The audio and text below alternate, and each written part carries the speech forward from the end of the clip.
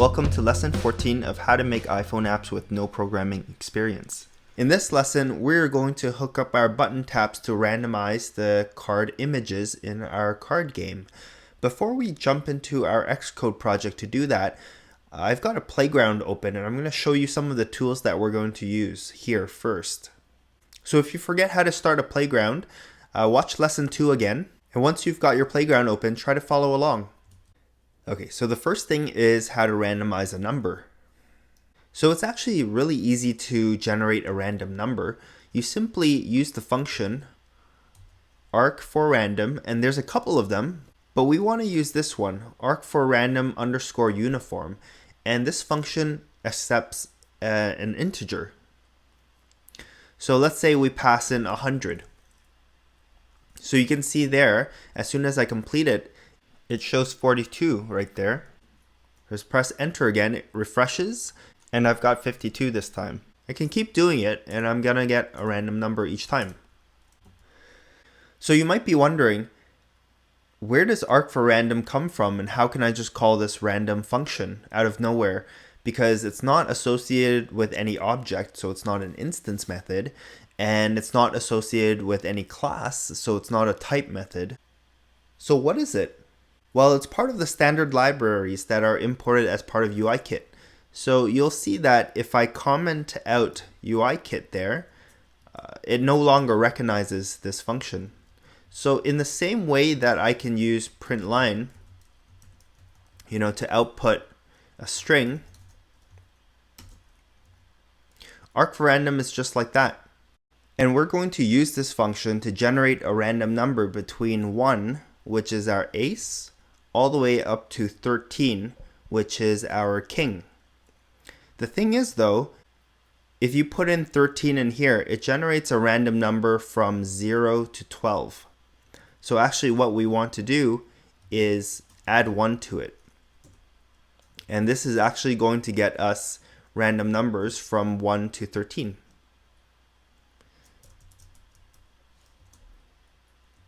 So that's the first piece of the puzzle. The second thing I want to show you guys is how to create a string that is based on a variable. So far when we create strings, we've been just opening up 2 quotes and typing in some text in the middle, like this. And that works fine, but what happens if we want to combine a variable in the string? Well, we can create a new string object by typing string and these 2 brackets, right? Well, that creates an empty string. The cool thing about the string class is it also has a custom initializer, just like the UI image class, which we used in the last lesson. And this custom initializer method will allow us to put in part of a string, as well as dynamically specify some variables. So let's take a look at how that works. I'm going to erase these 2 brackets. I'm going to type in the opening bracket. I'm going to type in F because I know the first parameter is format, and we're going to use this one right here. It's going to pre-fill the parameters for me. Remember, in a method call, the first parameter needs to have the label and the following parameters don't. So the first parameter is a string, and I'm going to type in test, okay? And for the second argument, it's basically the variable or piece of text or whatever data that you want to substitute into the string. So for my piece of data, let's sub in hello. Okay, well, how does it know where to put in hello? So my format string needs to have a wildcard character, and hello is going to be it's going to replace the wildcard character. So the wildcard character looks like this. It's %at. And now you can see that this string object is test hello. Now if I put this wildcard character in the middle, like that, you can see the result is that hello is substituted into the middle. Now let's expand on this. I can go var some text equals balloon, And then instead of this hard-coded string, hello, I can put some text like that. And now you can see that the string object in this variable is inserted into the middle of my format string, like that. So maybe now you can begin to see where we're getting with this, because we named all of the image assets in our Xcode project according to card 1, card 2, card 3, and so on and so forth, right? So we can actually do something like this, card, and then put percentage at, and then this would dynamically give us card plus some number. If we take this randomizing function and we put it in here, we change some text to random number, and then we replace that. So it's going to substitute random number to the end of this format string.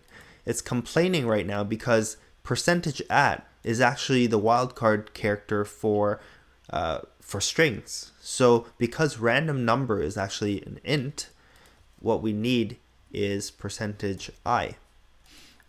We're probably going to be using this string initializer method a lot to create dynamic strings. So you can see here that the result of these two lines of code is this card 6. If I press enter, now it's card 13. So this is the combination that we're going to use to randomize a number and then create a string for it that will represent one of the assets in our project's asset library. So now let's go into our Xcode project and implement these two pieces of code. Okay, so here I've got our Xcode project open where we left off last time. And let's go into the viewController.swift into the play round tapped. Now right here we've got two lines of code changing the UI image view image property to different images. So we know card 1 is our ace and card 11 is our jack. So instead of hard coding this, I basically want to do what we did in the playground, randomize a number, create a string off of that number, and substitute that into here and here. And so each time we tap the play button, it's going to run this method and it's going to randomize. It's basically going to change the image views to two random cards. Okay, so let's do that. So we can go var first random number equals arc for random uniform 13 plus 1. And this will give us a random number from 1 to 13. Next, we want to create a string off of that. So I'm going to say var first card string. I'm just going to label it string equals new string object using the format initializer that we just learned. So I'm going to write card percentage I. I'm going to press tab. And here I'm just going to pass in first random number, which is the variable here. So what I end up with is a piece of a string, a piece of text that's going to be card plus my random number. And then all I need to do is, instead of putting card 1 here, I'm going to erase that hard-coded string and put in first card string. Right? So just like that, it's going to give me a random card. So I'm going to run it to demonstrate.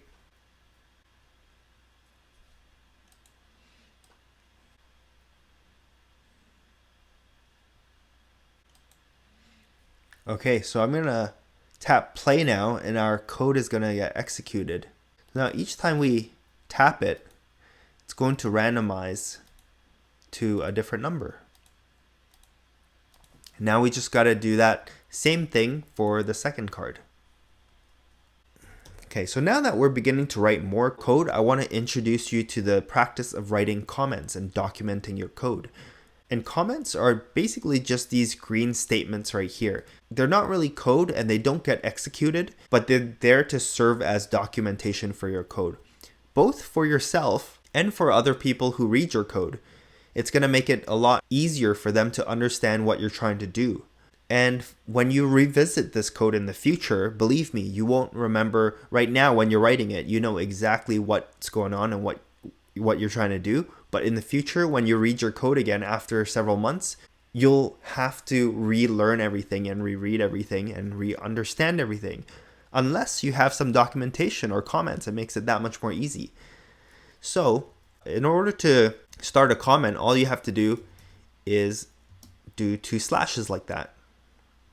And when you do that, anything you type after those 2 slashes is considered a comment and won't get executed.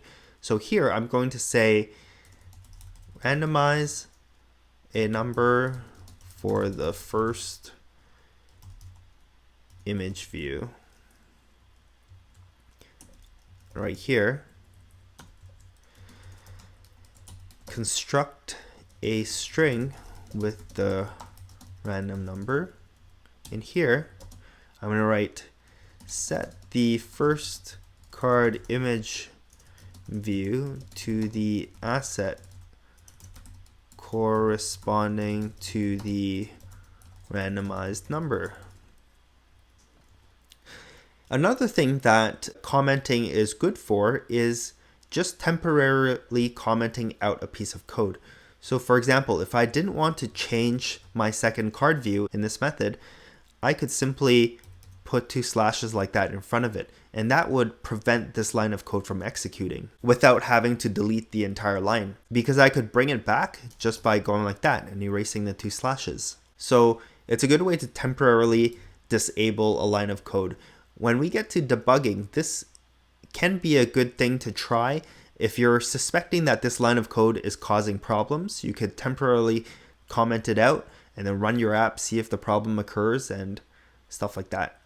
So if you've got a big block of code, there's another way to write a comment, because doing these 2 slashes will just comment out that line. But if you want to comment out a big block of code, what you can do is do slash star and then star slash like that.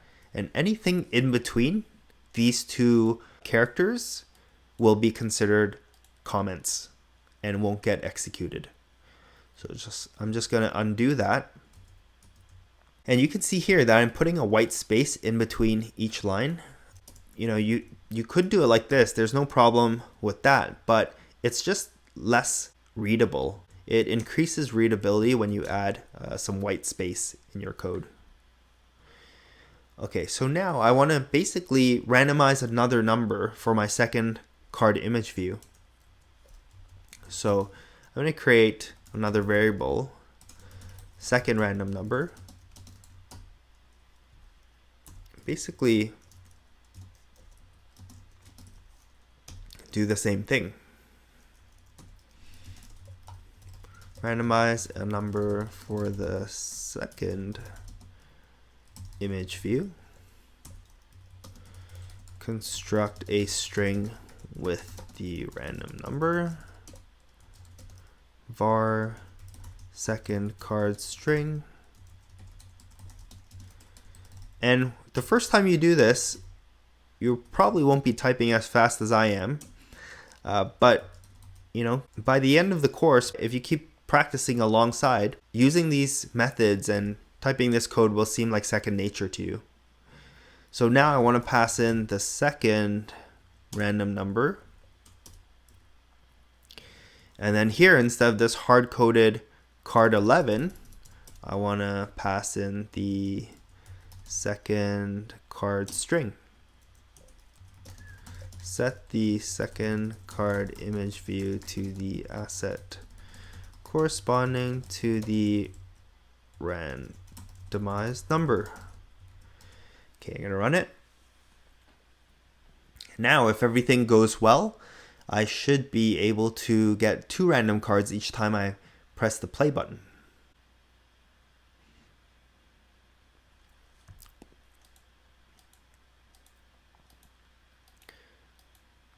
Okay, this is really great. So we're on our way. One last thing I want to mention before we go are these Xcode warnings telling us that this variable was never mutated. Consider changing to a let constant. So we've been using var and a variable name to declare a variable, and we're setting a value into that variable. Well, with a variable, we can always assign a different value into that variable and overwrite what was previously there. If we change this var to a let keyword instead, it's still a variable, so first random number will still reference whatever value you put in there, but let is a constant, meaning that you won't be able to assign another value into that variable or that constant after you set the first value into it. So let is good for when you want your constant to hold a value that isn't going to change, which is why the name is constant. But if you're going to have a variable which you're going to constantly be changing its values, then you would want to use var. And this is something we're going to go through in more detail in the future. And this Xcode warning right here is just an optimization. It's telling you that, hey, I've detected that you never change the value in first card string other than the first time you assigned it. So why not use let? And that's valid. When you're coding, it might be a little hard to have that foresight to think whether you should use let or use var. So there's no harm in starting with var. And once you finish coding up your method and you realize that you never have to change the value in that variable anymore, then Xcode is going to let you know that maybe you should use let. So you can just change all of these to let, like that. And it's going to get rid of the Xcode warning. So that's a little bonus tip. Now you know the difference between a variable and a constant.